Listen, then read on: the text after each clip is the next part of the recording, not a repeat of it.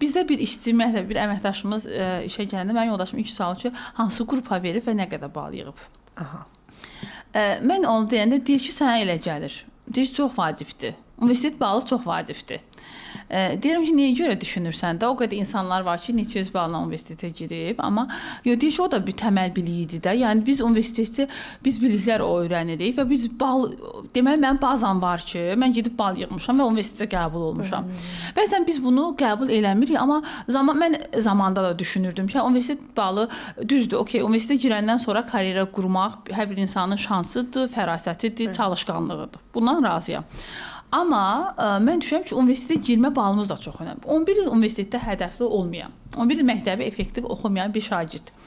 Yəni qəbulda minimum 300 baldan 150 bal toplamayan bir kandidati biz niyə attestatla xaricə təhsilə yönləndiririk?